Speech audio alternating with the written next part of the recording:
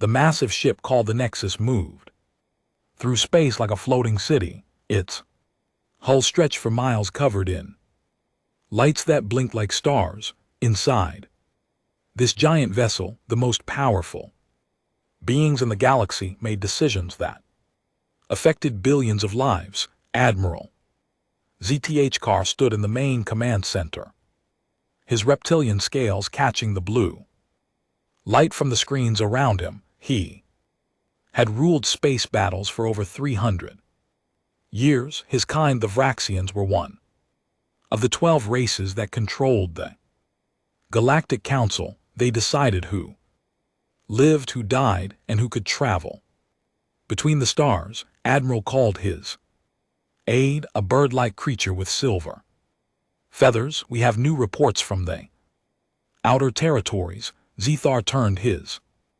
large head toward the screen. The data showed a small yellow star with several planets around it. One of the planets was blue and green, covered mostly water. What am I looking at? A primitive species, sir. They call themselves humans. They live on the third planet from their star. Our scouts say they just learned how to travel faster than light. They are spreading to nearby star systems. The Admiral laughed, a sound like rocks grinding together. Another young race thinks they can explore the galaxy. How many ships do they have? Maybe 100, sir. Small ones. Nothing that could threaten us. Zethkar nodded. This happened every few decades. Some new species would discover space travel and think they owned the universe. The Council had a simple way to deal with this problem. They would arrive with overwhelming force, show the newcomers who really ruled space, and then add them to their empire. Send word to the other Council members. Zethar ordered, tell them we have a new integration to perform. Within hours, ships from across the galaxy began moving toward the human solar system. The Council fleet grew larger and larger. Warships the size of mountains joined the group. Each vessel carried enough firepower to destroy entire cities. The aliens inside the ships had conquered hundreds of worlds, using the same method over and over again. The plan was always the same: arrive in overwhelming numbers, demand a meeting with the planet's leaders, show them recordings of what happened to other worlds that refused to join the Council.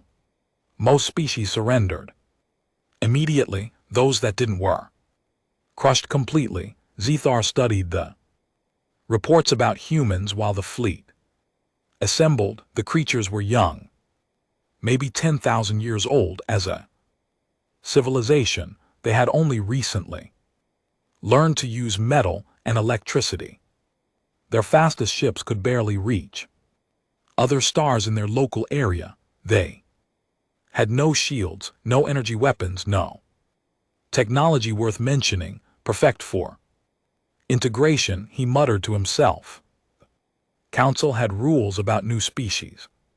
First, they would be tested. If they were smart enough and useful enough, they could become servants of the Council races. They would mine resources, build ships, and serve the greater galactic civilization. If they were too primitive or too aggressive, they would be removed entirely.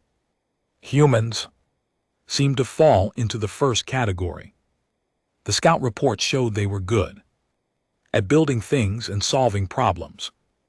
They could probably serve as workers or soldiers for the Council forces. Their home world had plenty of water and metals that could be useful. Admiral, his aide, reported, the fleet is ready. 30 ships including the Nexus. Should we begin the jump to human space? Yes. Set course for their outer colonies. We'll meet them at the edge of their territory and show them what real power looks like. The jump through hyperspace Took several days when the Council fleet arrived at the target coordinates. They were near a human colony world. Called New Geneva, it was a small planet, with maybe 10 million humans living on it, perfect for making an impression. Z-Car activated the communication system and broadcast on all frequencies. Attention human vessels, this is Admiral Z-Car of the Galactic Council. You are ordered to send representatives for immediate diplomatic contact. Failure to comply will result in military action. The response came back. Within minutes, the voice was calm, speaking in clear words. Welcome to human space, Admiral. We appreciate the opportunity to meet. We'll send a representative to discuss matters with you. Z-Car smiled, showing rows of sharp teeth. This was going exactly as planned. The humans sounded polite and cooperative. They understood they were dealing with superior beings. This would be one of the easier integrations he had overseen. Excellent, he replied. Send your representative to these coordinates. We await your arrival. Admiral turned to his staff. Begin recording everything. The other council races will want to see how smoothly this operation goes. These humans seem more reasonable than most new species. His communications officer, a tall gray being with large black eyes, raised one thin hand. Sir, I'm detecting a hyperspace signature approaching our position. The human representative is arriving. Put it on the main screen. Let's see what kind of primitive vessel they send to meet the might of the Galactic Council. The screen showed the swirling colors of hyperspace as something large prepared to exit their fleet. Z-Car expected to see a small human ship, maybe carrying a few dozen crew members and some crude weapons. He planned to be merciful with these young beings. They would make decent servants once they learned their proper place in the galaxy. Contact emerging from hyperspace in 10 seconds. The communications officer announced. Whatever they're sending, sir, it's quite large. Z-Car frowned. Large was relative. Even the biggest ship he'd seen from a primitive species was tiny compared to council vessels. How large? I'm getting strange readings, Admiral. This might be some kind of error in our sensor. Just show me the ship. Hyperspace window burst open like a flower blooming, and something emerged that made every alarm in the council fleet begin screaming at once. What appeared was not a ship. It was not even a fleet of ships. It was something that defied every assumption Z-Car had made about these primitive humans. It was bigger than anything he had ever seen in space, bigger than many moons, stretching across the viewscreen like a metal wall that went on forever.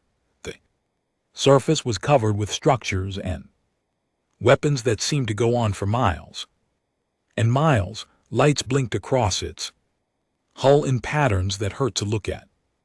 Directly, the silence in the command center stretched for long moments as every member of Z-Car's crew tried to understand what they were seeing.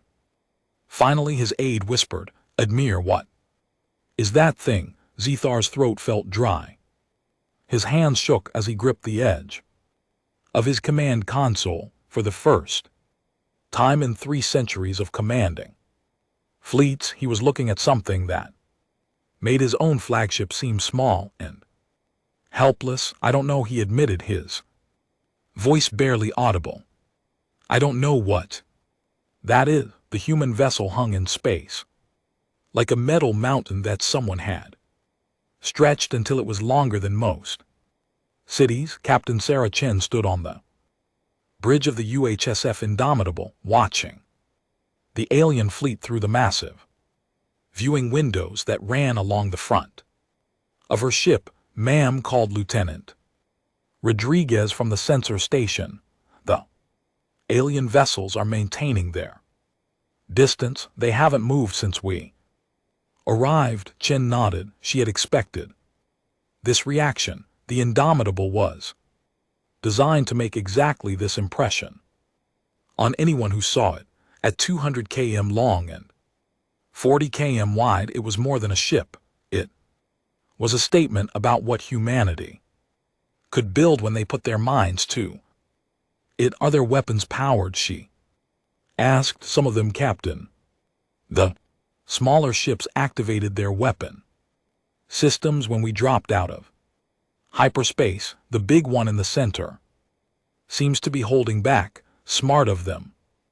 Signal all departments. We're now in diplomatic contact with an unknown alien civilization. Everyone stays alert, but nobody fires unless I give the order. The bridge of the Indomitable was itself larger than most spaceships. Hundreds of crew members worked at stations that controlled different parts of the massive vessel. The ship's artificial intelligence, called area, managed thousands of systems that no human crew could handle alone. Captain Chen Aria's voice came through the speakers. I'm receiving a communication from the largest alien vessel. They're asking us to identify ourselves. Put them through. Aria. The main screen lit up with the image of a creature that looked like a giant lizard walking on two legs. Its scales were dark green with patches of black, and its eyes were bright yellow. When it spoke, its voice was deep and rough. Human vessel, I am Admiral Zathkar of the Galactic Council. You will state your identity and purpose. Immediately, Chen stepped forward so the alien could see her clearly. She wore the dark blue uniform of the United Human Space Force with the silver stars of a fleet captain on her collar. Her brown hair was pulled back in a regulation style, and her dark eyes met the alien's gaze without fear. I'm Captain Sarah Chen of the United Human Space Force vessel Indomitable. You requested a meeting with human representatives. Here I am. The alien's face showed confusion. This is your diplomatic vessel. That's correct. Admiral, is there a problem? For several seconds, the alien said nothing. Chen could see him looking at something off-screen, probably getting reports about the size and power of her ship. She had seen this reaction before during humanity's first contact with the automated probe from the galactic rim. Size and strength spoke a universal language. Captain Chen, the Admiral, finally said, your vessel is unusually large for a diplomatic mission, is it? We weren't sure what to expect from first contact with an alien civilization. We thought it was better to be prepared. Chen's voice stayed calm and polite. How large is your diplomatic vessel, Admiral? This is the Nexus, flagship of the Galactic Council. It serves as our mobile capital and diplomatic center. Chen looked at the readings on her tactical display. The alien flagship was big by the standards of most civilizations, maybe 15 km long. Impressive, but tiny compared to the Indomitable. It's a beautiful ship, Admiral, much more elegant than our design. Captain, I must ask, what is the purpose of the weapon systems I'm detecting on your vessel? Defense, primarily, in deterrence. We found that being strong enough to protect ourselves makes diplomatic conversations much more productive. Chen paused. You came here with 30 warships, Admiral. Were you planning to use those for diplomacy as well? The question hung in space between the two fleets. Chen could see the alien Admiral struggling with the situation. He had probably never met another species that could match his firepower. The Galactic Council was used to being the biggest force in any conversation. Captain Zethar said slowly, "Perhaps we should discuss the terms of your integration into the Galactic Council." Integration? Chen raised an eyebrow. "I think there's been a misunderstanding, Admiral.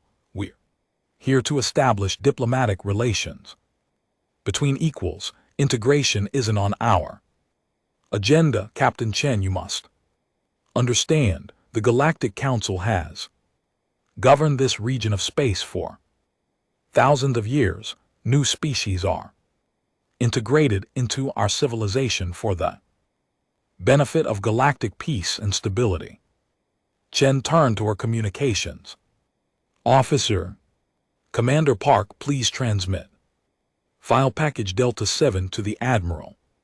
"Ship transmitted, Captain. Admiral Zethar, we've sent you some information about human civilization that might help clarify our position. Take a look at that data, and then we can continue our discussion." Chen walked over to the tactical station while waiting for the aliens to review the files.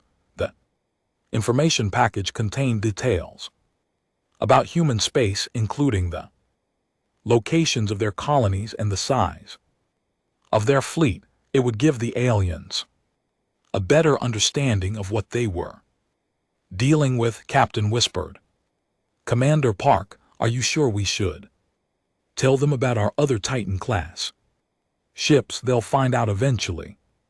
"Commander, better to be honest from the beginning."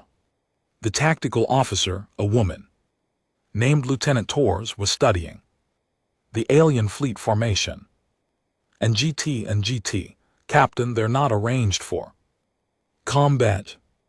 And GT, it looks more like a parade formation, designed to look impressive rather than to fight effectively. They expected to intimidate us into surrender. Chen realized this was never meant to be a real diplomatic meeting. It was meant to be a demonstration of power followed by our submission. "Should we adjust our position, ma'am?" "No, we stay right here between them and New Geneva. Let them make the next move." After 10 minutes, Admiral Zethkar's image appeared on the screen again. His expression had changed completely. The confidence was gone, replaced by something that looked like barely controlled fear. "Captain Chen," he said carefully, "according to your data, humanity controls 24 star systems and has a fleet of over 800 vessels." "That's correct, and you have 6 more ships of this size." 7, actually. The UHSF Leviathan was completed last month. Chen didn't mention that 3 more Titan-class ships were under construction, or that humanity had been building them specifically in case this kind of situation arose. The alien was quiet for a long moment. "Captain, may I ask why your species has built such a large military force? We learned early in our history that peace comes from strength, Admiral. We build these ships so we never have to use them in anger. When everyone knows you can defend yourself, most conflicts can be resolved through conversation, and if conversation fails," Chen's expression grew serious, "then we're prepared for that possibility as well, but I'm hoping it won't come to that. We'd much rather have you as friends and trading partners than enemies." The communication ended abruptly. Shen could imagine the chaos on the alien command ship as they realized their overwhelming advantage had just turned into a potential disaster. The humans weren't primitive newcomers begging to join galactic civilization. They were potentially the most powerful military force in the galaxy, and they were offering Friendship from a position of absolute strength. All stations maintain alert status. Chen ordered, this conversation is far from over. Captain Sarah Chen walked through the corridors of the UHSF, indomitable, past the endless rows of crew quarters and workstations that housed her ship's population of 2 million people. The vessel was so large that it had its own internal transportation system with trains that carried people and supplies from one section to another. She stopped at the observation deck on level 847, where a group of civilian scientists were studying the alien fleet through powerful telescopes. Dr. James Walsh, the ship's head of xenobiology, looked up from his instruments as she approached. Captain, we're getting some interesting readings from their vessels. He said, their technology seems advanced, but not as advanced as we expected. How so? Their energy signature suggests they're using fusion reactors, similar to what we used 50 years ago. Their whole materials appear to be standard metal alloys, nothing exotic or particularly impressive. Dr. Walsh adjusted his telescope's focus.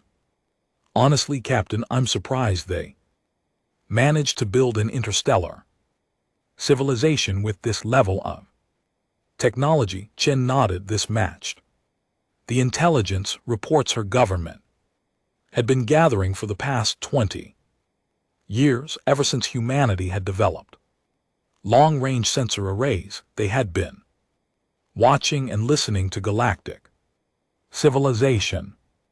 The picture that emerged was troubling. The Galactic Council ruled through intimidation and overwhelming numbers, not superior technology. They conquered primitive species by showing up with huge fleets and demanding surrender. Most younger civilizations gave up immediately rather than fight against impossible odds, but humanity had never been good at giving up. Dr. Walsh, what's your assessment of their biological capabilities based on their ship designs and the brief communication we intercepted? I'd say most council species are physically similar to humans. Some are stronger, some are faster, but nothing that would give them a significant advantage in individual combat. Their real power comes from organization and numbers. Chen left the observation deck and took a transport car to the command section of the ship. Along the way, she passed through the manufacturing districts where automated factories produced everything the ship's crew needed. The Indomitable was designed to operate independently for years without needing supplies from human space. In the strategic planning center, she found her senior officers reviewing data about the Galactic Council. Commander Park was studying star charts that showed the extent of Council territory. It covered most of the galaxy's inner regions with thousands of inhabited worlds under their control. Captain Park said as she entered, we've been analyzing the Council's expansion patterns. They follow the same method everywhere. They find a young species, overwhelm them with superior numbers, and then integrate them into their empire as servant races. How many species are we talking about? At least 200 that we can identify from their communications. Possibly more. Park highlighted several star systems on the map. The scary part is how efficient they are. Most species surrender immediately when they see the size of a council fleet. Chen studied the map. Red dots showed council controlled systems, while blue dots marked the handful of independent civilizations that had managed to avoid conquest. Human space was a tiny cluster of green dots on the galaxy's edge. What about those independent systems? How did they avoid integration, Lieutenant? Commander Martinez, the ship's chief engineer, pulled up another display. Most of them are too far away for the Council to bother with, or their regions with dangerous space phenomena. A few seem to have reached some kind of accommodation with the Council, probably paying tribute in exchange for independence. And none of them ever fought back, not successfully. We found records of at least a dozen species that tried to resist. They were completely destroyed, not just conquered and wiped out entirely. Martinez's expression was grim. The Council doesn't tolerate defiance. Chen walked over to the display showing the current tactical situation. The alien fleet was still maintaining its distance from the Indomitable, but she could see they were sending out scout ships to get better sensor readings of her vessel, Aria. What's our current power output? The ship's artificial intelligence responded immediately. Fusion reactors are operating at 12% capacity. Captain, all systems are functioning normally. We could increase to full combat power in approximately 4 minutes if necessary. And our defensive status, shields are at standby power but can be brought to full strength in 30 seconds. Point defense systems are active. All weapon systems are online but not powered. Chen smiled slightly. The Indomitable was barely using any of its capabilities, but even at minimum power it was probably stronger than the entire alien fleet combined. This was exactly what humanity's leaders had hoped for when they authorized the Titan class construction program. The plan had been simple but ambitious. Instead of trying to match alien civilizations ship for ship, humanity would build vessels so powerful that numbers wouldn't matter. Each Titan class ship could face an entire fleet and win. More importantly, they were so obviously powerful that most enemies would choose negotiation over combat. Captain called the communications officer. We're receiving another transmission from the alien flagship. Put it through. Admiral ZTH Carr appeared on the screen again. He looked much less confident than during their first conversation. Captain Chen, I've been in communication with the other members of the Galactic Council. We would like to continue our diplomatic discussions. Of course, Admiral, what would you like to discuss? First, we need to understand your intentions regarding Council space. Do you plan to expand into territories currently under our protection? Chen had been expecting this question. Admiral, humanity has no territorial ambitions.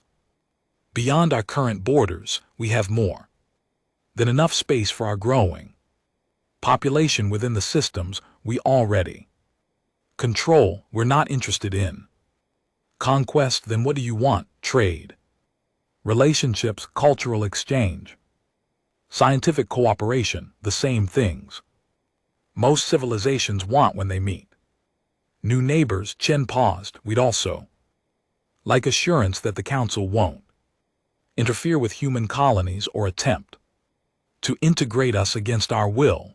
The alien admiral was quiet for several moments. Shen could see him consulting with advisors who were probably telling him things he didn't want to hear. Finally, he spoke again. Captain, the Galactic Council has maintained peace and stability for thousands of years through our integration system.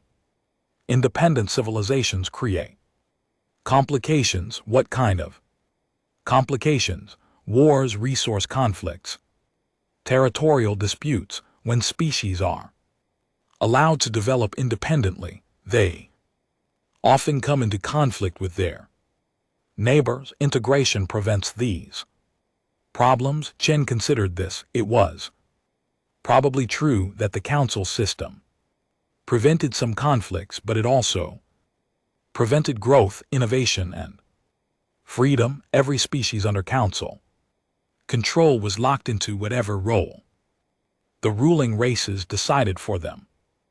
Admiral, I understand your concerns, but humanity has a different approach to galactic peace. We believe strong, independent civilizations that respect each other's sovereignty are more stable than empires built on conquest.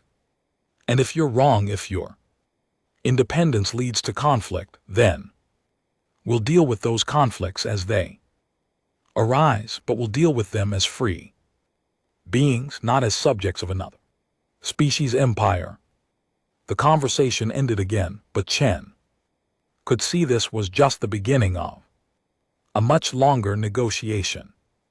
The aliens were trying to figure out how to handle a situation they had never faced before, a species that was too powerful to conquer but too independent to ignore. She turned to her officers. Begin preparing detailed proposals for trade agreements and mutual defense pacts. If the council is willing to recognize our independence, we might be able to work with them. If not, she didn't finish the sentence, but everyone in the room understood the implication. Humanity was prepared for either outcome. Admiral Zthgar stood in the center of the emergency council chamber, aboard the Nexus, surrounded by holographic images of the 11 other species that ruled the galaxy. Each representative looked as disturbed as he felt. In 3,000 years of galactic history, nothing like this had ever happened. The human vessel is impossible, declared council member the Sarah, a crystalline being whose body reflected light in strange patterns. Our sensors must be malfunctioning.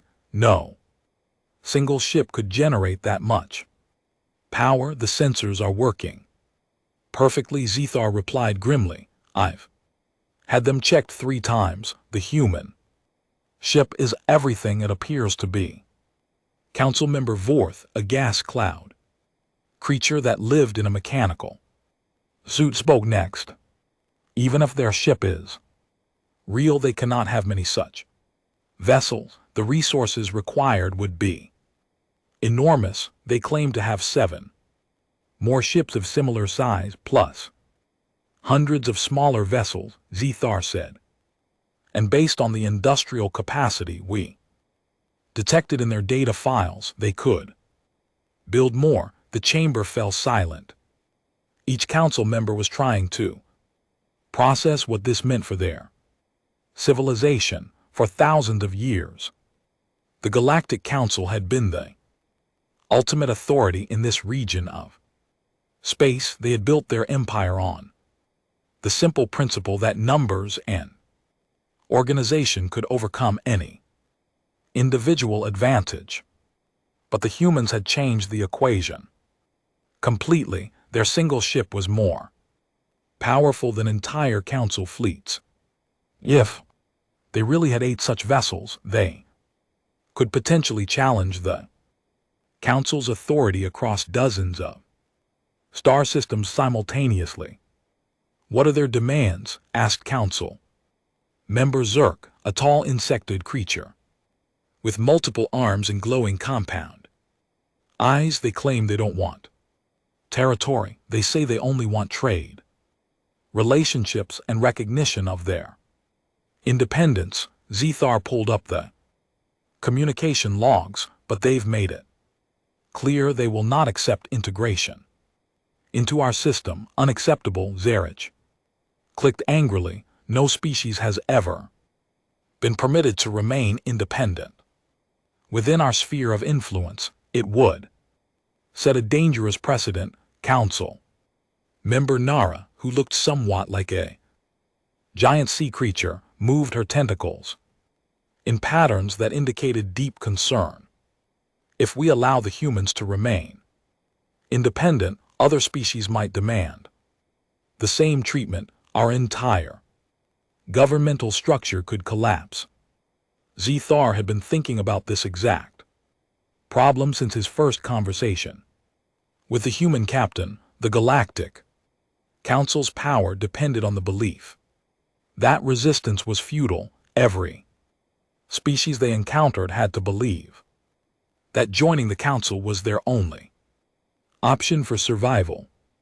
If word spread that humans had successfully negotiated from a position of strength, it could inspire rebellion throughout council space. Species that had been integrated centuries ago might start wondering if they could fight back. Independent civilizations on the galactic rim might form alliances to resist council expansion. Have we considered the military option?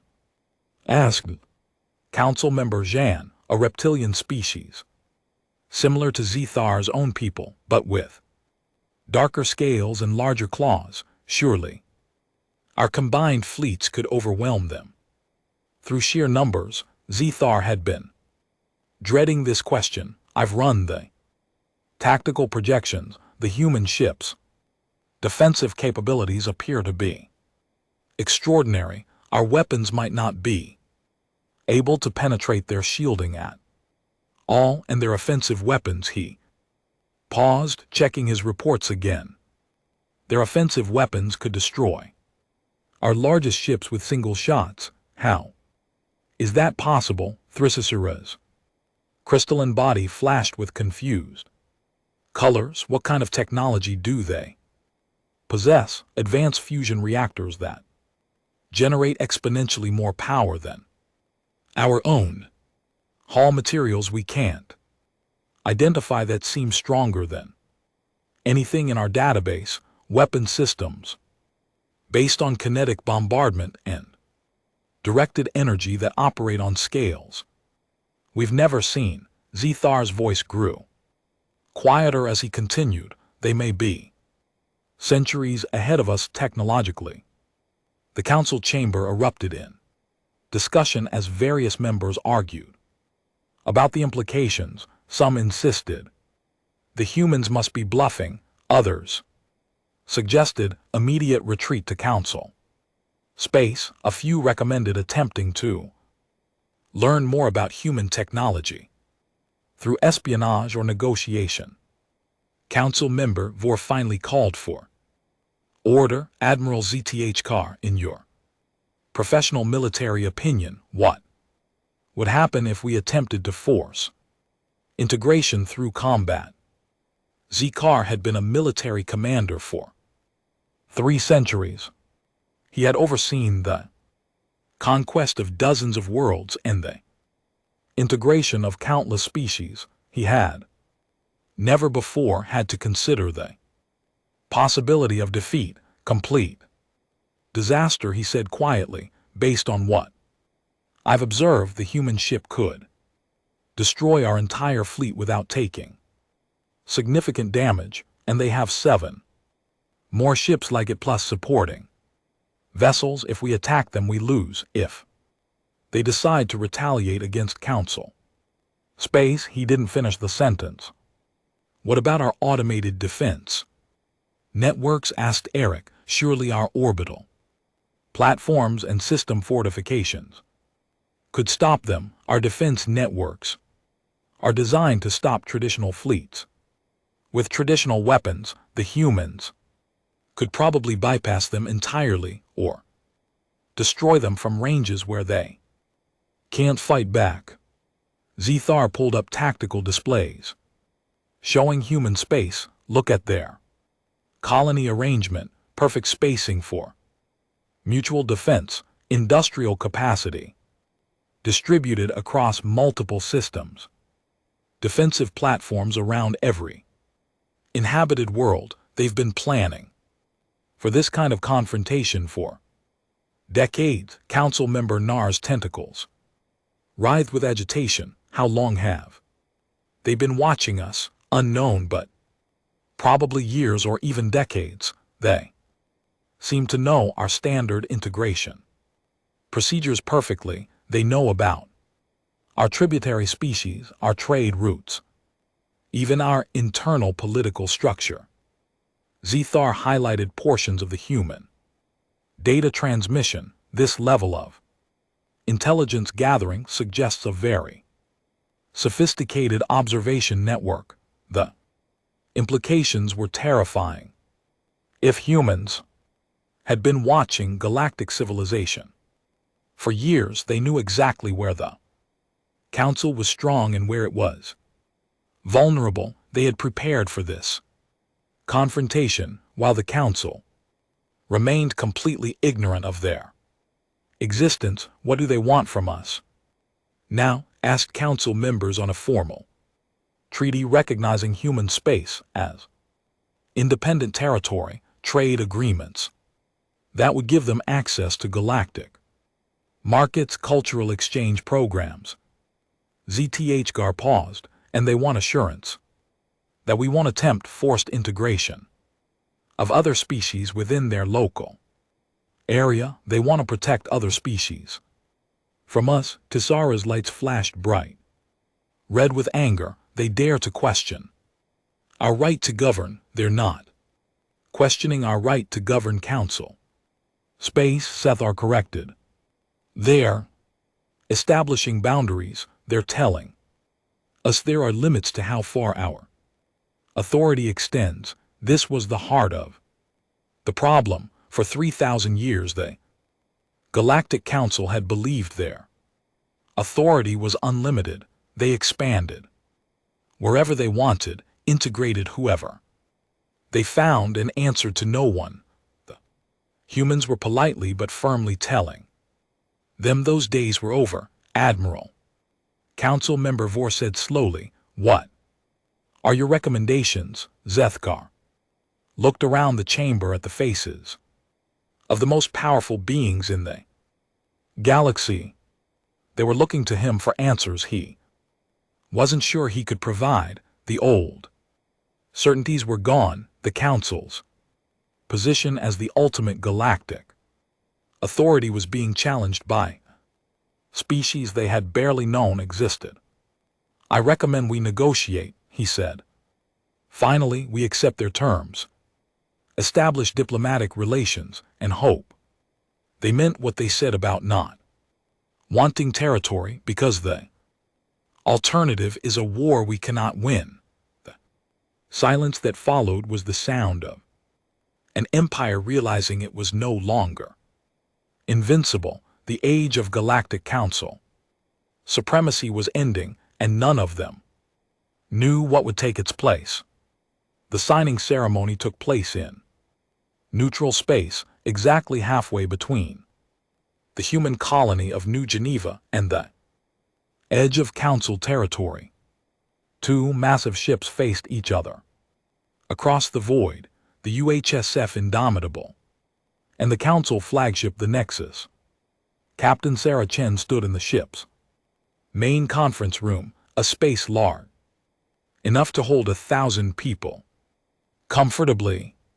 The room had been designed for exactly this kind of occasion, with polished metal walls displaying the flags and emblems of human colonies. Throughout space, across from her, Admiral ZTH Carr represented the Galactic Council. The reptilian commander looked older than he had during their first meeting, as if the past weeks of negotiation had aged him years. Behind him stood representatives from each of the 12 Council species, their various forms, creating a strange but impressive display of galactic diversity. Article 1. Chen read from the treaty document. The Galactic Council recognizes the sovereignty and independence of the United Human Space Federation over all territories currently under human control, including all planets, space stations, mining facilities, and shipping lanes within designated human space. Zethar nodded slowly. Accepted by the Council. Article 2. Both parties agree to establish peaceful trade, relationships based on mutual benefit, and voluntary exchange. Neither party will attempt to restrict the other's access to galactic markets or interfere with lawful commercial activities. Accepted. The ceremony continued for over an hour as they worked through each point of the agreement: trade protocols, territorial boundaries, dispute resolution procedures, cultural exchange programs, all the framework needed for two powerful civilizations to coexist peacefully. But everyone in the room knew this was about more than trade and territory. This treaty was establishing a new principle in galactic politics, that the Galactic Council's authority had limits, and that some civilizations were strong enough to negotiate as equals rather than subjects. Article 15 Chen continued, both parties agree to respect the sovereignty and self-determination of independent civilizations within their respective spheres of influence. Neither party will attempt forced integration or conquest of species that have not voluntarily requested membership. This article had been the most difficult to negotiate. The Council had argued for hours about their traditional integration policies, claiming they brought peace and stability to the galaxy. But faced with humanity's obvious military superiority, they had eventually agreed to restrict their expansion activities to species that actually wanted to join their empire. Article 16. In the event of external threats to galactic peace and stability, both parties agree to consult with each other and consider coordinated responses to protect civilian populations and maintain interstellar order. Admiral ZTH Carr looked up at this article. It was humanity's subtle way of offering partnership rather than mere coexistence. If something threatened the galaxy as a whole, humans and council forces might fight side by side rather than against each other. Accepted, he said quietly. When the formal readings were complete, both commanders signed the treaty documents using traditional methods from their respective cultures. Chen signed with a simple pen made from metals mined in the Sol system. ZTH Carr pressed his clawed hand into a bioreactive pad that recorded his genetic signature. Captain Chen, Admiral ZTH Carr said as they shook hands in the human custom. May I ask you a personal question? Of course. Admiral, how many more ships like the Indomitable does humanity actually possess? Shen's smile was diplomatic, but not entirely revealing. Enough. Admiral, we believe in being prepared for any possibility. Prepared for what?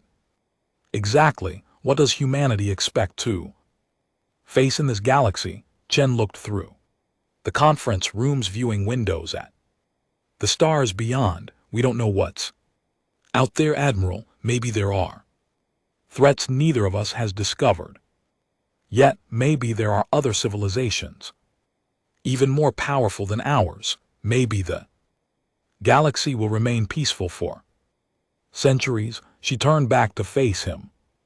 But if something dangerous does appear, wouldn't you rather have us as allies than enemies? The question hung between them as the ceremony concluded and the various delegations prepared to return to their ships. As Admiral ZTH Carr walked back toward the shuttle that would take him to the Nexus, he reflected on how much had changed in just a few weeks. The Galactic Council was still the largest political organization in the galaxy, still controlled thousands of worlds, still commanded fleets that could overwhelm most civilizations, but they were no longer the ultimate authority in galactic affairs. They now shared space with another major power, one that had proven itself capable of projecting force across interstellar distances. More importantly, the precedent had been set. Independence was possible, resistance could succeed.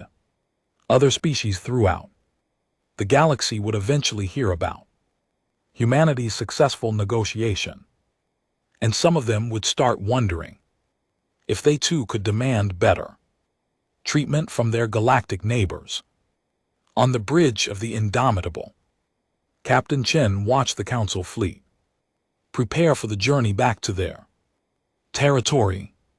The alien ships moved in perfect formation, their crews probably eager to return to familiar space after weeks of uncomfortable proximity to humanity's massive vessel. Captain called.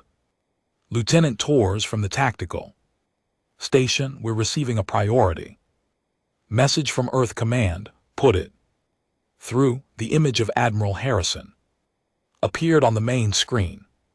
He was the commanding officer of the United Human Space Force and one of the architects of humanity's defensive strategy. Congratulations, Captain Chen. The treaty signing was broadcast throughout human space. You and your crew have made history today. Thank you, sir. What are our orders now? Return to patrol duties in the outer colonies, but stay alert. We're getting reports that some of the independent civilizations on the galactic rim are sending diplomatic inquiries. They want to know more about humanity's approach to interstellar relations. Chen nodded. This was what they had expected. Word of humanity's successful negotiation would spread quickly through the galaxy's communication networks. Species that had been hiding on the edges of known space to avoid Council integration would start wondering if they could find safety in numbers. Are we prepared to extend protection to other species, sir? That depends on the circumstances. We're not looking to build an empire, Captain, but if there are civilizations that share our values and want to work together for mutual defense. Admiral Harrison paused. We in LT, UNC, and GT LL evaluate each situation as it develops. The communication ended, leaving Chen to contemplate the future. Humanity had achieved its immediate goals, recognition as an equal power, and protection of human space from forced integration.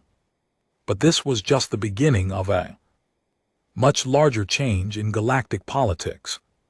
Over the following months, the effects of the treaty became clear throughout the galaxy. 3 independent civilizations on the galactic rim formed a mutual defense pact with humanity, creating the first alternative to Council membership in thousands of years. Several Council member species began quietly requesting more autonomy within the existing system. Most significantly, the galaxy's approach to conflict resolution began to shift. Instead of the Council simply imposing solutions through superior force, disputes increasingly involved negotiation between multiple parties with comparable power. It was messier and more complicated than the old system, but it was also more just.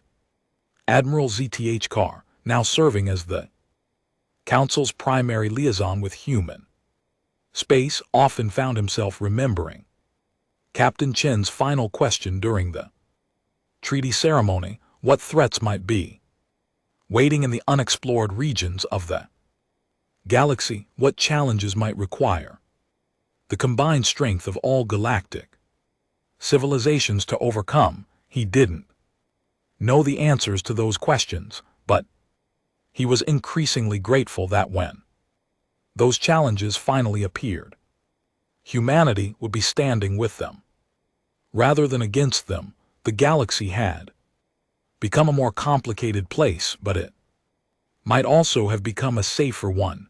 The age of human expansion was just beginning, and with it a new chapter in galactic history that no one could predict.